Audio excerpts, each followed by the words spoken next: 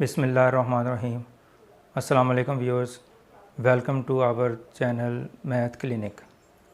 Today we will discuss chapter number 4 that is quadratic equations. Quadratic equation क्या होती हैं, इसको डिस्कस करने से पहले थोड़ा सा प्रीवियस नॉलेज जो है वो आपका रिफ़्रेश कर लिया जाए, तो फिर हम चलते हैं अपने टॉपिक की तरफ। तो बेसिकली इक्वेशन जो है वो कई टाइप्स की होती हैं। तो लीनियर इक्वेशन जो है इसके बारे में आप छोटी क्लासेस में स्कूल लेवल पे ये चीज़ें पढ़ चुके हैं कि लीनियर इक्वेशन क्या होती है। An equation of the form A x plus B is equal to zero. तो इस फॉर्म की जो इक्वेशन होगी उसको हम लीनियर इक्वेशन कहेंगे where A is not equal to zero. अगर ए ज़ीरो होगा तो फिर तो ये वेरिएबल वाली जो टर्म है वही ख़त्म हो जाएगी, तो ये इक्वेशन जो है वो नहीं बनेगी। तो a x plus B is equal to zero. अब लीनियर इक्वेशन को हम फर्स्ट डिग्री इक्वेशन भी कहते हैं। तो अब लीनियर इक्वेशन या फर्स्ट डिग्री इक्वेशन मीन के जो इसमें वेरिएबल है उसकी जो पावर है वो मैक्सिमम 1 होगी, तो ऐसी इक्वेशन को हम लीनियर इक्वेशन का नाम देंगे। यानी जो वेरिएबल की मैक्सिमम पावर है वो क्या होगी, 1 होगी, और वही उसकी डिग्री कहलाती है। तो इस लिहाज से लीनियर इक्वेशन कह लें या फर्स्ट डिग्री इक्वेशन कह लें, तो फर्स्ट डिग्री इक्वेशन में तो ये बिल्कुल चीज़ क्लियर कट है उसके नाम के अंदर ही कि इसकी डिग्री जो है वो 1 होगी। तो ऐसी इक्वेशन जिसकी डिग्री 1 होगी उसको हम लीनियर इक्वेशन का नाम देंगे। For example 3x plus 2 is equal to 0। अब यहाँ पे x की जो वैल्यू है वो कितनी है, 1 है। इस तरह y की वैल्यू कितनी है, 1 है। तो ये वेरिएबल x में लीनियर इक्वेशन है और ये वेरिएबल y में जो है वो लीनियर इक्वेशन है। अच्छा, ये यहाँ पे सिंगल वेरिएबल यूज़ किया गया है, तो मोर देन 1 वेरिएबल्स जो है उसमें भी लीनियर इक्वेशन हो सकती हैं। For example 2x plus 3y is equal to 0। तो ये भी लीनियर इक्वेशन है, लेकिन ये 2 वेरिएबल्स है, यानी लीनियर इक्वेशन इन 2 वेरिएबल। इसमें x और y 2 वेरिएबल्स हैं। और इस तरह की इक्वेशन जो है वो आप एलिमेंट्री लेवल पे भी पढ़ चुके हैं। उसके अलावा जो 9th क्लास में आपने मैट्रिसेस वाला चैप्टर पढ़ा है उसमें भी इस तरह की इक्वेशन जो है वो पढ़ चुके हैं। तो बेसिकली जो लीनियर इक्वेशन होती है, अब इसको मैं समराइज़ कर दूं कि जो लीनियर इक्वेशन होती है उसमें जो मैक्सिमम डिग्री होती है मैक्सिमम जो पावर होती है वेरिएबल की वो 1 होनी चाहिए, और जितनी उसकी मैक्सिमम पावर है वही उसकी डिग्री कहलाती है। तो linear equation has at most 1 solution. जो लीनियर इक्वेशन होती है उसका जो है वो कम से कम एक वेरिएबल में जो लीनियर इक्वेशन है उसका जो सोल्यूशन है वो मैक्सिमम कितना होगा, एक सोल्यूशन होगा। जैसे -1 हो सकता है या 5 हो सकता है। यानी 1 सोल्यूशन से मुराद क्या है कि जो लीनियर इक्वेशन इन 1 वेरिएबल होती है तो उसकी मैक्सिमम x की या y की जो वेरिएबल की वैल्यू है वो 1 होगी। 1 से ज़्यादा वैल्यू जो है वो नहीं हो सकती। यानी तादाद में यानी ये नहीं कि x की वैल्यू 1 होती है, यानी x की एक ही वैल्यू होती है, इसका मतलब ये है। तो linear equation has at most यानी ज़्यादा से ज़्यादा एक सोल्यूशन उसका निकल सकता है। तो ये छोटी क्लासेस में आपने इस तरह के क्वेश्चन पढ़े हैं, तो वहाँ पे आप इसको चेक कर सकते हैं कि x की या y की एक ही वैल्यू निकलती थी। अच्छा, अब डिग्री, यहाँ पे डिग्री का जिक्र किया गया है तो उसको भी थोड़ा सा रिफ्रेश कर लें हम। डिग्री ऑफ द इक्वेशन, ये भी आप 9th क्लास में इसके बारे में डिटेल से पढ़ चुके हैं, तो यहाँ पे मैं आपको फिर बताता चलूँ। Degree of the equation is the highest power of the variable. कि डिग्री ऑफ द इक्वेशन से क्या मुराद है कि जो उसमें वेरिएबल मौजूद है तो उसकी जो हाईएस्ट पावर है वो उसकी डिग्री कहलाएगी। यानी मिनिमम पावर भी हो सकती है उसी इक्वेशन के अंदर, लेकिन जो हाईएस्ट पावर है वो उसकी डिग्री कहलाएगी। अब जैसे ये इक्वेशन है, इसमें देखें वेरिएबल y यूज़ है, यहाँ पे y की वैल्यू 2 है और यहाँ पे y की वैल्यू 1 है। तो जो हाईएस्ट पावर है वो 2 है, इसलिए हम इसको क्या सेकंड डिग्री इक्वेशन का नाम देंगे। इसी तरह इसमें भी हाईएस्ट पावर 2 है, तो इसको हम हाईएस्ट डिग्री जो है वो का नाम देंगे, यानी इसकी डिग्री सेकंड डिग्री इक्वेशन जो है वो कहलाएगी। अब इसकी मैंने कुछ एग्जांपल दिए हैं। ये इसमें 2x plus 3 is equal to 0, इसमें x की पावर 1 है तो इसको इसकी डिग्री 1 होगी, यानी ये लीनियर इक्वेशन है। इसी तरह यहाँ पे x की मैक्सिमम पावर जो है इधर 1 है इधर 2 है, तो मैक्सिमम पावर 2 है तो इसकी डिग्री कितनी होगी, 2 होगी। इसको सेकंड डिग्री इक्वेशन का नाम भी देते हैं। अभी हम डिस्कस करेंगे कि सेकंड डिग्री इक्वेशन को और क्या नाम दिया जा सकता है, तो वो आज का जो हमारा टॉपिक है उसकी तरफ जब चलेंगे तो फिर देखते हैं। इसी तरह ये 5x³ प्लस 2x² प्लस 7, तो इसमें जो हाईएस्ट पावर है वो 3 है, तो इसलिए इसकी डिग्री कितनी होगी, 3 होगी। इसको क्यूबिक इक्वेशन का नाम भी देते हैं। तो अगर पावर 1 होगी तो लीनियर इक्वेशन, अगर पावर 2 होगी तो वो क्वाड्रेटिक इक्वेशन कहलाएगी, और पावर 3 होगी तो उसको हम क्यूबिक इक्वेशन का नाम देंगे। तो ये थोड़ा सा बैकग्राउंड था, जो चीज़ें यहाँ पे आपको यूज़ हो सकती हैं तो उनका जिक्र मैंने कर दिया है। तो अब चलते हैं हम अपने असल टॉपिक की तरफ, quadratic equation. What is an quadratic equation? N equation of the form ax² + bx + c = 0। इस फॉर्म की जो इक्वेशन होगी उसको हम क्वाड्रेटिक इक्वेशन कहेंगे।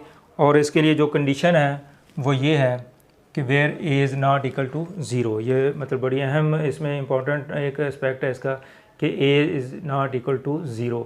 अभी इसको भी हमने देखना है कि इसका क्या मीनिंग है, इसका क्या मतलब बनता है। तो ये MCQs के हवाले से भी आपसे पूछा जा सकता है कि क्वाड्रेटिक इक्वेशन की कंडीशन आपसे पूछी जा सकती है। तो इस तरह a is not equal to 0, b is not equal to 0, c is not equal to 0, इस तरह MCQs के ऑप्शन बना के आपको दिए जा सकते हैं। तो a is not equal to 0। अब a क्या चीज़ है? जो x² का कोफिशिएंट है उसको हम a से डिनोट करेंगे, जो x का कोफिशिएंट है उसको हमेशा b से डिनोट करेंगे, और जो कांस्टेंट टर्म है उसको c से डिनोट करेंगे। तो ये a से मुराद जो है वो x² का जो कोफिशिएंट है वो a है। तो x² का जो कोफिशिएंट है वो 0 नहीं होना चाहिए।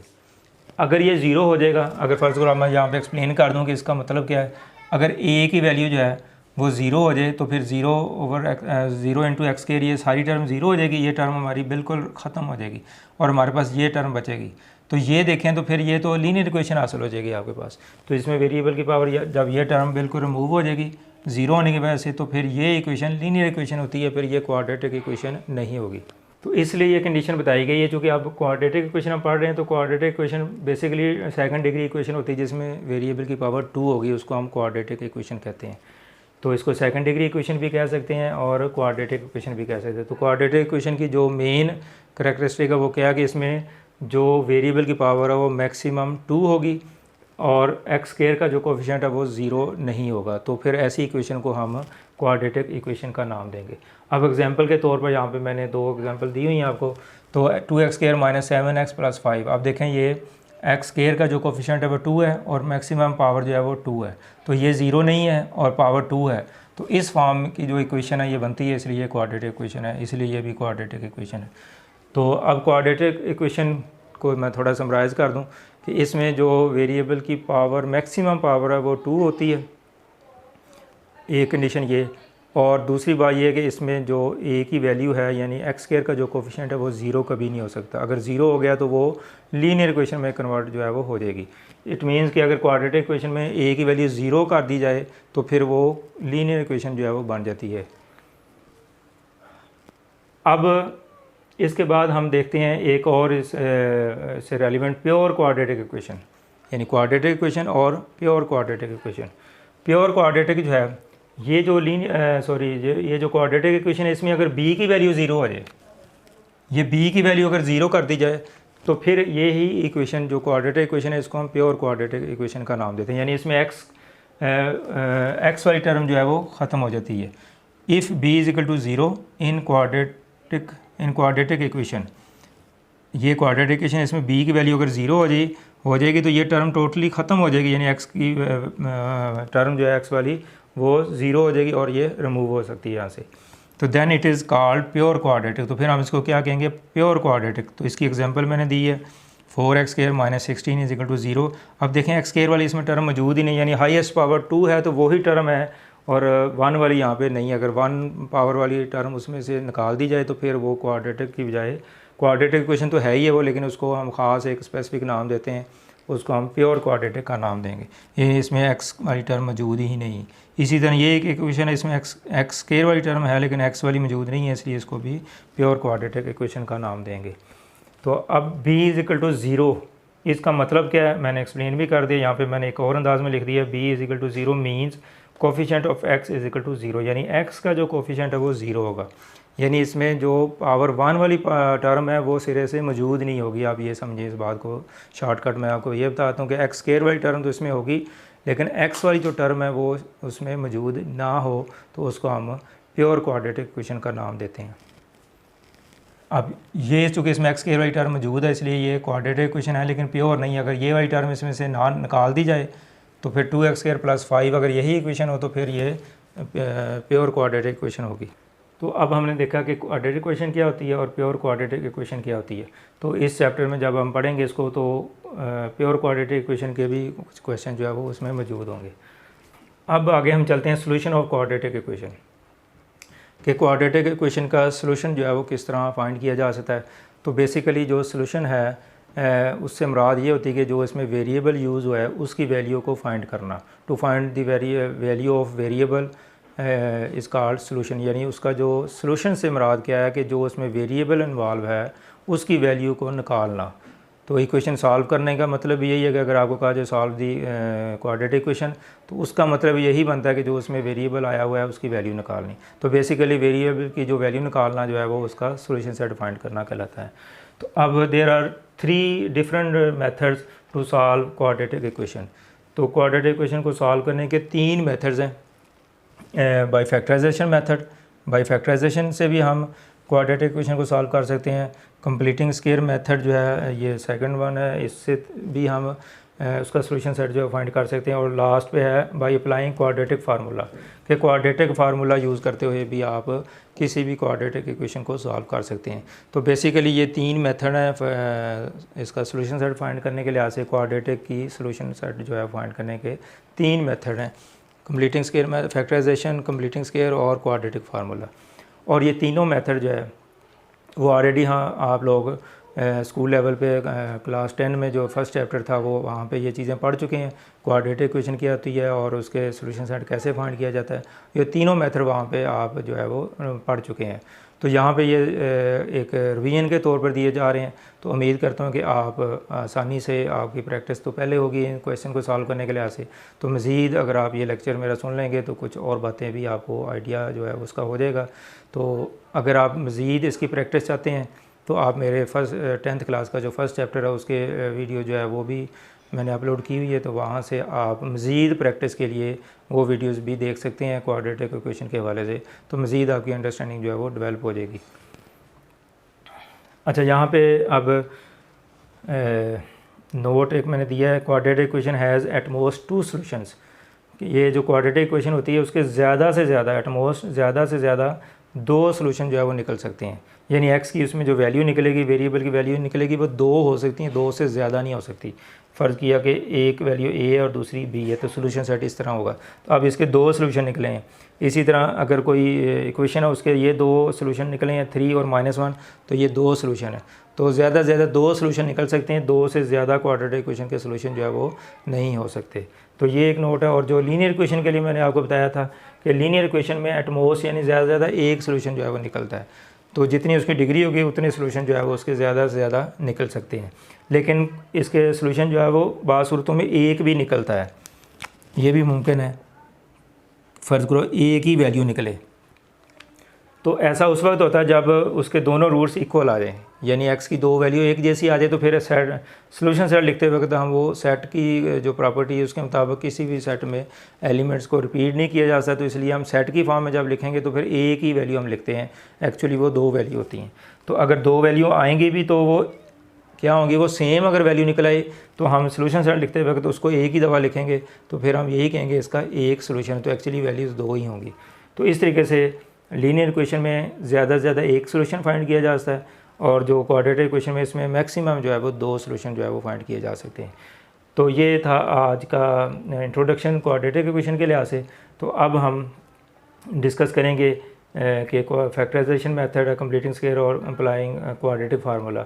तो ये 3 टॉपिक है हमारे, तो तीनों हम अलग अलग लेक्चर में जो है वो डिस्कस करेंगे। तो आज का जो हमारा लेक्चर है वो है solve the quadratic equation by factorization. तो आज का जो टॉपिक है आपके फैक्टराइजेशन मेथड से हम किस तरीके से क्वाड्रेटिक इक्वेशन को सॉल्व कर सकते हैं, तो उसको स्टडी करेंगे।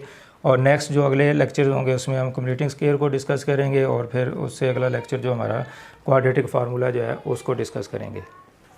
अच्छा, यहाँ पे 3 मेथड्स हैं। जो भी आपको क्वेश्चन दिया हो, अगर तो पेपर में आपको मेंशन किया हुआ है कि आपने फैक्टराइजेशन से करना है तो फिर आपको उसी मेथड से करना पड़ेगा। अगर कंप्लीटिंग स्क्वायर मेथड मेंशन किया हुआ कि इससे करें तो फिर उसी से करना पड़ेगा। इसी तरह फार्मूला, क्वाड्रेटिक फार्मूला यूज़ करने के लिए कहा गया तो उसी मेथड से करेंगे तो आपको मार्क्स मिलेंगे।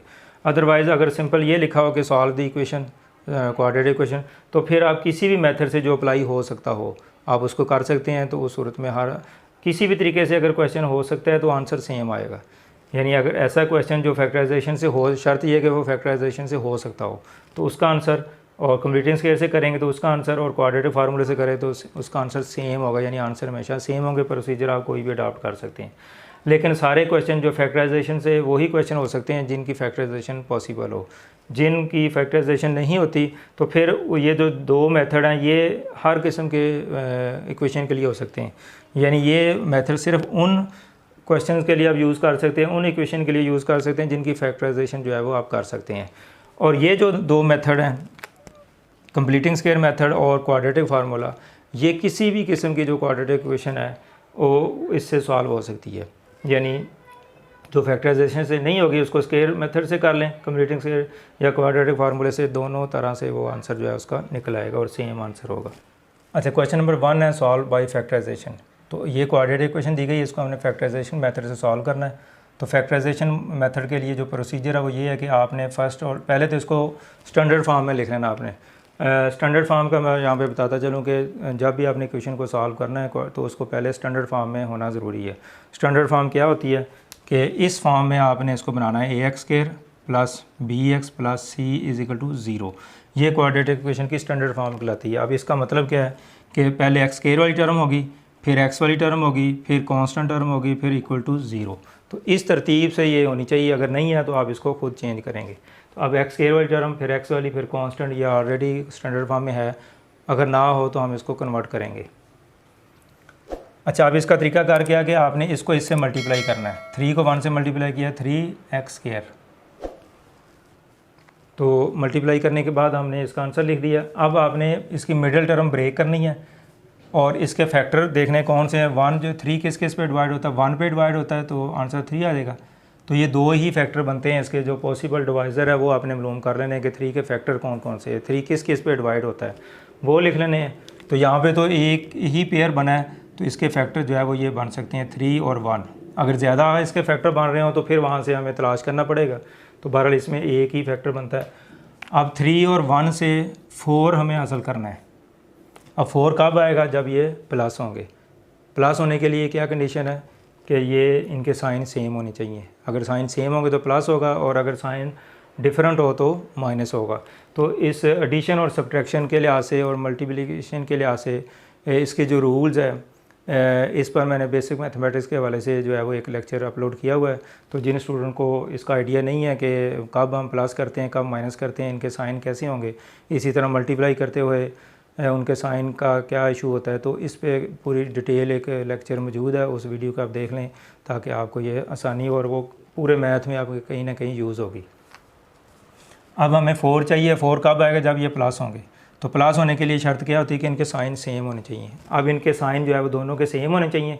अब प्लस भी हो सकते हैं और माइनस भी हो सकते हैं। अगर सेम है तो जो साइन आपका यहाँ पे है वो दोनों के साथ आएगा। अगर प्लस है तो प्लस आ जाएगा, माइनस है तो माइनस आ जाएगा। और साथ वेरिएबल एक्स चाहिए हमें, वो वेरिएबल भी लिख लेंगे। लेकिन एक्स का जब कोफिशिएंट 1 होता है तो वो अंडरस्टूड है, वो लिखा नहीं जाता। 1 कोफिशिएंट है तो वो लिखा नहीं जाता।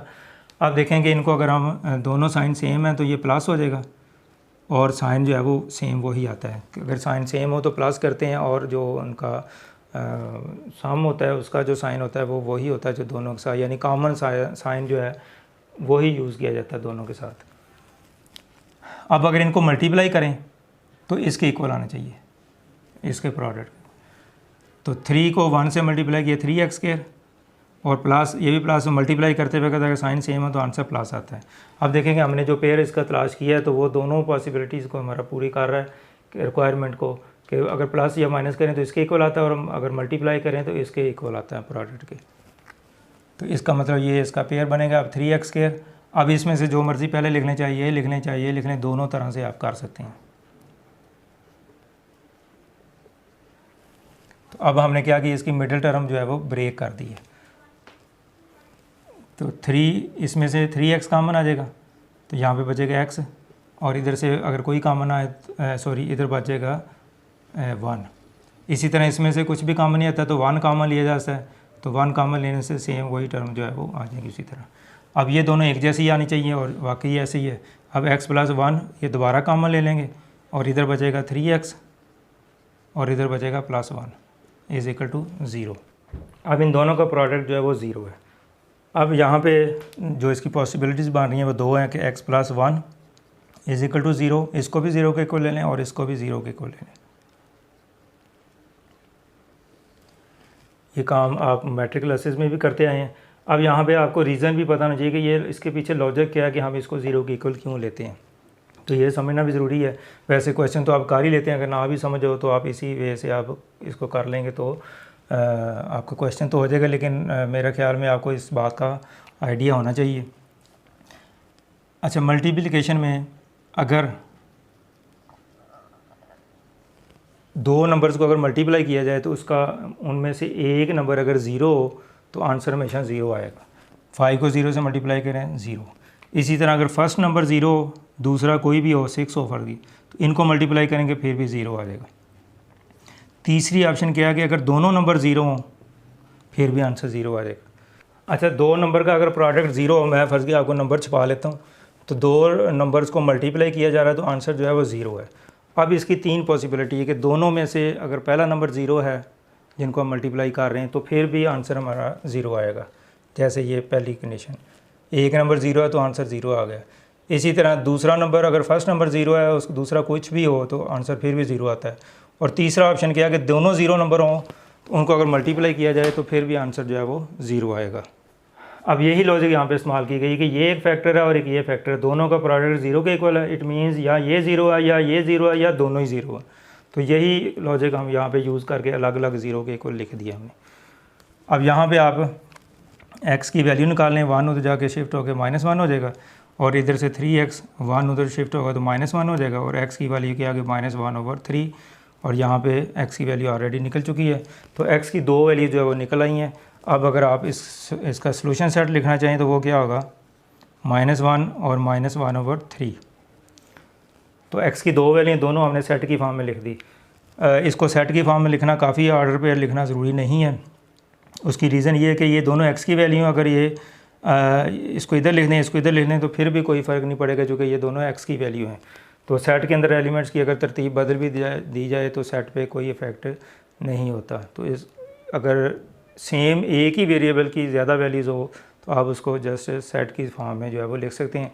लेकिन अगर दो डिफरेंट वेरिएबल हों, फ़र्ज़ किया कि एक x की वैल्यू है और एक y की वैल्यू, तो फिर जब इसका सोल्यूशन सेट लिखेंगे तो फिर ऑर्डर पेयर की फॉर्म में लिखते हैं इसको, फिर हमेशा इस तरीके से लिखेंगे आप। तो फर्स्ट चैप्टर में जब आपने लीनियर इक्वेशन का पढ़ा था मैट्रिसेस में 9th क्लास में, तो उस वक्त x और y की दो डिफरेंट वैल्यू तो आप इस तरह लिखते हैं। अब अगर आप इस तरह लिखेंगे ये तो टोटली ये गलत सफ़र होगा, क्योंकि जब भी दो वैल्यूज़ हों तो फिर हमेशा उसका आंसर जो है वो ऑर्डर पेयर की फॉर्म में जो है वो लिखा जाता है, ताकि उसकी तरतीब बदली ना जा सके। जो पहली वैल्यू वो x की होगी, दूसरी वैल्यू जो y की होगी। ऑर्डर पेयर में तरतीब नहीं बदली जा सकती है, लेकिन सेट में तरतीब बदली जा सकती है। अगर यहाँ बदल भी जाए तो है तो x की वैल्यू, इसलिए कोई इशू नहीं है, तो आप सेट की फॉर्म में इसको लिखेंगे। तो अब ये क्वाड्रेटिक इक्वेशन का मैंने एक क्वेश्चन आपको कर दिया जो फैक्टराइजेशन मेथड से होना था। तो इसी तरह अब एक और क्वेश्चन हम देख लेते हैं। अब हमारे पास एक और क्वेश्चन नंबर 3 है, ये भी क्वाड्रेटिक इक्वेशन है और स्टैंडर्ड फॉर्म में है। तो अब हमने इसको फैक्टराइजेशन से कैसे करना है, तो स्टैंडर्ड फॉर्म में ऑलरेडी मौजूद है ये, अगर ना हो तो आप इसको कन्वर्ट करेंगे। अब हम इसको इससे मल्टीप्लाई करते हैं तो ये -45 x² आ जाएगा, यानी इनका प्रोडक्ट आपने निकालना हो तो -45। अब आपने 45 जो है इसके डिवाइज़र मालूम करने हैं, इसके फैक्टर मालूम करने हैं। 45 किस किस पे डिवाइड होता है, 1 पे डिवाइड होता है। 45 को 1 पे डिवाइड करें तो आंसर 45 आता है, तो वो भी मैं इधर लिख लेता हूँ। 2 पे ये डिवाइड नहीं होता, 3 पे होता है। 3 पे अगर इसको डिवाइड किया जाए तो अब इसको 3 पे अगर आप डिवाइड करें, 3 1s are 3 और 15। 45 को अगर 3 पे डिवाइड करें तो आंसर 45 आता है, तो वो भी लिख दिया। यानी इधर से आप नंबर से डिवाइड करते जाएं, जो आंसर आए उधर लिखते जाएं आप। 4 पे ये डिवाइड नहीं होता, 5 पे होता है, तो 5 पे अगर इसको डिवाइड करें तो 9 आ जाएगा। 6 पे डिवाइड नहीं होता, 7 पे डिवाइड नहीं होता, 8 पे नहीं होता, और 9 पे डिवाइड होता है ये। तो 9 पे डिवाइड करें 3 आता है, तो 9 भी लिखा हुआ है, 3 भी ऑलरेडी लिखा हुआ है। इसका मतलब अब आगे वो शुरू हो गए जो पहले से हमने लिखे हुए हैं, तो मज़ीद अब इसको प्रोसेस को करने की ज़रूरत नहीं है। तो 5, तो अब इसके जो पेयर बनेंगे, पॉसिबल पेयर बनेंगे, वो फर्स्ट और लास्ट का बन सकता है, सेकंड लास्ट, और इधर से सेकंड लास्ट ये, और इधर से ये। तो 3 पॉसिबल पेयर इसके बन रहे हैं। अब हमने देखना है कि जो सूटेबल पेयर है वो कौन सा है, यानी हमने ऐसा पेयर यहाँ से तलाश करना है जिसको प्लस या माइनस करें तो इसके इक्वल आ जाए x वाली टर्म के, और अगर प्रोडक्ट निकालें, इनको मल्टीप्लाई करें तो वो इसके इक्वल आ जाए, इसके प्रोडक्ट यानी इसके इक्वल आए। तो अब ये तलाश करने के लिए आप देखें, अगर पहले तो इस पेयर को देखें आप 45 और 1, अगर आप इसको प्लस करें तो 46 आता है, हमें 12 चाहिए। अगर इनको माइनस कर दें, 1 और 45 को माइनस भी कर दें तो 44 आता है और हमें चाहिए 12। इसका मतलब ये कि इससे 12 तो आने का कोई चांस ही नहीं, तो ये इग्नोर कर दें। उसके बाद 15 और 3, इसको अगर प्लस कर दें तो 18 आता है और अगर इनको माइनस कर दें तो 12 आ सकता है, हमें 12 ही चाहिए। इसका मतलब ये 15 और 3 ये पॉसिबल पेयर हो सकते हैं। उसके बाद 9 और 5 को भी चेक कर लें, 9 और 5 को प्लस करें तो 14 आता है, हमें 12 चाहिए। और अगर 9 और 5 को माइनस करें तो 4 आता है, हमें 12 चाहिए। इसका मतलब ये पेयर तो पॉसिबल ही नहीं, तो फिर एक ही पेयर इसमें मिला हमें।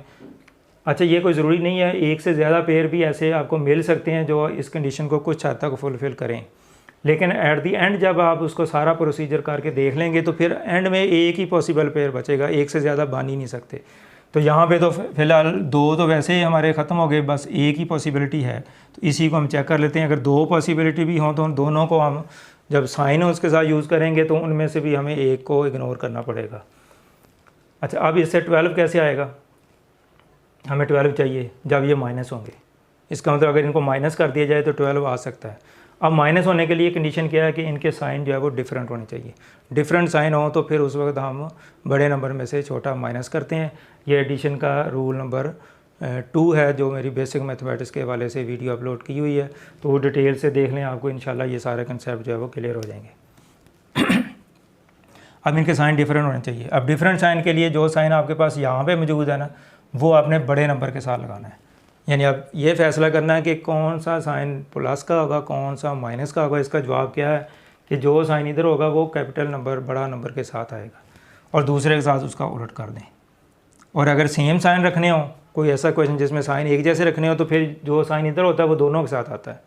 और अगर एक बड़ा एक मुख्तलिफ रखना हो और दूसरा उससे डिफरेंट प्लस एक माइनस, तो फिर ये जो साइन है वो बड़े वाले के साथ आता है। तो ये एक्स भी साथ लगा दें इसके, तो ये -12x आ जाएगा, चूँकि बड़े नंबर में से छोटा माइनस करेंगे और साइन बड़े वाले का। और अगर इनको मल्टीप्लाई करके देखें, यानी आप देखें हमने प्लस माइनस किया तो इसके इक्वल आ गया। अब इनको अगर मल्टीप्लाई करें तो ये -45x² आ जाएगा, जो कि इसके इक्वल है। इसका मतलब ये जो पेयर है इसकी हमने दोनों पॉसिबिलिटी चेक कर ली हैं। अगर हम प्लस या माइनस करते हैं तो इसके इक्वल आता है, और अगर इनका प्रोडक्ट निकालते हैं तो इसके इक्वल आता है। तो ये दोनों कंडीशन पूरी होगी तो वो सूटेबल पेयर होगा। अगर एक से ज़्यादा पेयर भी मान रहे होंगे ना, तो जब आप दोनों कंडीशन चेक करेंगे उनमें से एक कंडीशन फुलफ़िल नहीं होगी तो फिर हमें उसको इग्नोर करना पड़ेगा। बहरहाल इस क्वेश्चन में तो पॉसिबल पेयर ही एक है। अब नेक्स्ट हमारा टॉपिक अब बड़ा इजी है, काम आ गया x²। अब इन दोनों पेयर में से जो मर्ज़ी आप पहले लिख सकते हैं, +3x पहले लिख लें, -15x लिख लें, -5 = 0। यानी इसके हमने पार्टीशन कर दिया है, इसको स्प्लिट कर दिया 2 नंबर्स में। इसको मिडिल टर्म ब्रेक करना भी कहते हैं। बाकी काम इजी है। इसमें से आप 3 कामन ले लें, 3x, तो ये 3x आ जाएगा +1। इसमें से 5 कामन ले लें, तो 15 को 5 से डिवाइड किया तो 3x, और माइनस कामन लिया तो ये साइन जो है वो चेंज हो जाएगा। और ये दोनों साइन एक जैसे आने, ये दोनों टर्म एक जैसी आई तो समझें कि आपका प्रोसीजर सही चल रहा है। अब ये दोबारा कामन ले लें और 3x - 5 = 0। अब फिर इसकी 2 पॉसिबिलिटीज़ हैं, इसको अलग ज़ीरो ले लें, इसको अलग ज़ीरो ले लें। और इसकी रीज़न मैं पिछले क्वेश्चन में बता चुका हूँ कि इसको हम 0 के इक्वल क्यों लेते हैं अलग अलग। और 3 1 हो जाके -1 हो जाएगा, तो x की वैल्यू आ जाएगी -1/3। इसी तरह यहाँ पे x की वैल्यू 5 हो जाएगी, उधर जाके -5 प्लस हो जाएगा और x आ जाएगा 5/3। अब सोल्यूशन सेट इसका क्या होगा, इनमें से जो मर्ज़ी वैल्यू आप पहले लिख सकते हैं, चाहे ये लिख लें चाहे ये लिख लें। तो ये इसका सोल्यूशन सेट निकला है। तो अब देखेंगे फैक्टराइजेशन से किस तरीके से हम क्वाड्रेटिक इक्वेशन का जो सोल्यूशन सेट फाइंड कर सकते हैं। तो बेसिकली जो इसकी फैक्टराइजेशन है ये 9th क्लास में आपने 5.2 में पढ़ चुके हैं, तो वही प्रोसीजर हम अडॉप्ट करते हैं जो वहाँ पे किया हुआ है।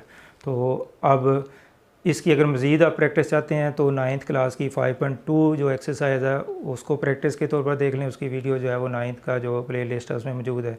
इसी तरह यही क्वेश्चन फैक्टराइजेशन मेथड जो है वो उसमें चैप्टर नंबर 10th क्लास का जो है उसमें भी हम पढ़ चुके हैं, तो वहाँ पे भी मेरी एक लेक्चर इस पे मौजूद है। तो इसकी डिटेल के लिए आप मज़ीद अगर क्वेश्चन देखना चाहते हैं तो वहाँ से देख लें, आपको प्रोसीजर और भी आसानी से समझ आ जाएगा। अब ये हमारे पास क्वेश्चन दिया हुआ है, इसको हमने फैक्टराइजेशन मेथड से जो है वो सॉल्व करना है। क्वेश्चन नंबर 8 है 4.1 का। अच्छा, अब ये देखें तो ये हमारे पास क्वाड्रेटिक इक्वेशन फ़िलहाल तो नज़र नहीं आ रही क्योंकि इसमें पावर 1 है, लेकिन ये स्टैंडर्ड फॉर्म में नहीं है। जब आप इसको स्टैंडर्ड फॉर्म में कन्वर्ट करेंगे तो फिर ये आपके पास क्वाड्रेटिक इक्वेशन जो है वो हासिल हो जाएगी। अब स्टैंडर्ड फॉर्म में कन्वर्ट करने के लिए इसका जो शॉर्टकट है वो ये है कि आपने इन दोनों टर्म्स को इधर शिफ्ट करें और थोड़ा सा इसको रीअरेंज कर लें। बी वाली टर्म जो है वो इसके साथ लिखने लगा हूँ मैं, प्लस और इसके साथ जो है वो ए वाली टर्म, यानी यहाँ पे मैंने दो काम किए हैं इस स्टेप में। एक तो मैंने इन दोनों टर्म्स को इधर शिफ्ट कर दिया, ये ए भी इधर आके माइनस हो जाएगा, बी भी इधर माइनस हो जाएगा, और साथ मैंने ये किया कि इस टर्म के साथ मैंने इसको मिलाया और इस टर्म के साथ इसको मिलाया। तो इस तरीके से जब आप इसको सिंप्लीफाई करेंगे तो ज़्यादा इजी हो जाएगा। अगर आप इसको दूसरा इधर ए लिख लें इधर बी लिख लें तो उस तरीके से हो सकता है कि आप आसानी से इसको सिंप्लीफाई ना कर सकें। तो अब इसका एलसीएम लेंगे हम, ax-1 इसके ओवर 1 कर सकते हैं, ओवर 1 कर सकते हैं। तो अब ये टर्म चूँकि सेम है तो जब इसको इस पर डिवाइड करते हैं तो 1 आंसर आएगा, 1 को a से मल्टीप्लाई किया तो a आ जाएगा। तो ये एलसीएम लेने का प्रोसीजर वही है जो 4th और 5th क्लास में आप जो है वो ऑलरेडी पढ़ चुके हैं। माइनस, अब इस टर्म को 1 पे डिवाइड करना है तो फिर यही आंसर आ जाएगा और 1 को ऊपर वाली टर्म से मल्टीप्लाई कर देना है तो ax-1 आ जाएगा। अब इसी तरह इसमें से एलसीएम क्या आएगा, bx-1, और इसको इस टर्म पे डिवाइड करेंगे तो 1 आएगा और 1 को b से मल्टीप्लाई किया b। इसी तरह ये टर्म इसको 1 पे डिवाइड करेंगे तो यही आंसर आ जाएगा और इसको ऊपर वाले से मल्टीप्लाई करना है, bx-1 इज इक्वल टू 0। अब इसको मल्टीप्लाई कर लें, a-abx, और इसको इससे मल्टीप्लाई करेंगे तो प्लस b आ जाएगा, ax-1। इसी तरह यहाँ पे b-abx और प्लस 1 हो जाएगा जब इससे मल्टीप्लाई होगा, plus over bx-1 is equal to 0।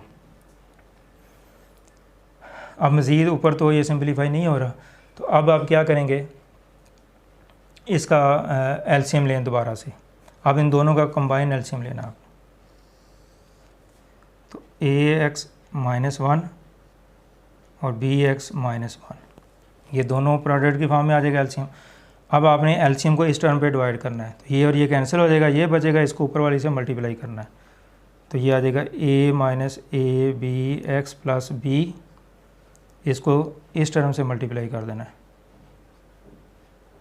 Plus. अब ये टर्म इसके साथ कैंसिल हो जाएगी, जब डिवाइड करेंगे इस सारी को आपने इस पर डिवाइड करना है तो ये और ये कैंसिल हो जाएगा, ये बचेगा, इसको इससे मल्टीप्लाई कर देना है तो b-abx प्लस a, और इसको मल्टीप्लाई करेंगे तो ax-1 इज इक्वल टू 0। अच्छा, एक तो इसमें यह कि आप इन दोनों को मल्टीप्लाई भी कर सकते हैं, इसको भी मल्टीप्लाई कर सकते हैं, लेकिन उससे ज़्यादा इजी हमें नज़र आ रहा है कि ये हमारे पास फैक्टर ये पूरा एक टर्म है और ये एक टर्म है और ये दोनों में ये कॉमन है। तो ये आप इसमें से ले लें common, a-abx plus b,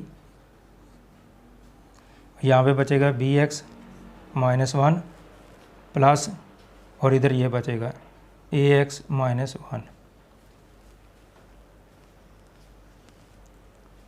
ax-1 bx-1 is equal to 0।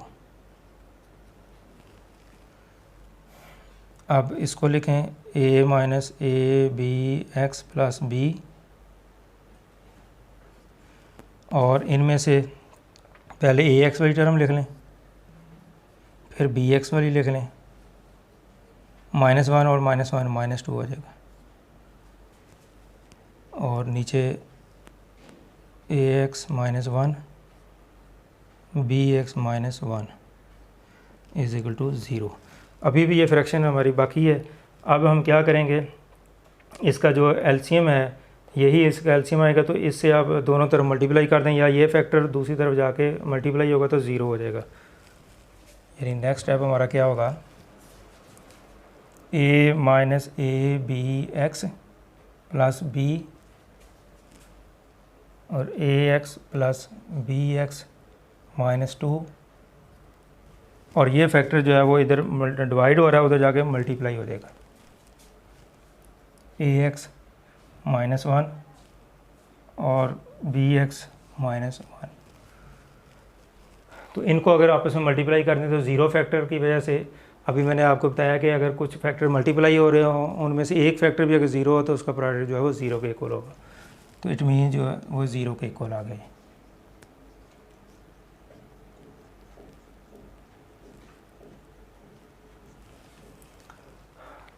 अब हमारे पास जो सिलसिला आया है कि ये दो फैक्टर है और ये मल्टीप्लाई हो गए, जिस तरह फैक्टराइजेशन करते हैं, तो अब वो प्रोसीजर तो हमें नहीं करना पड़ा, ये ऑलरेडी खुद ही ऑटोमेटिकली सॉल्व हो गया।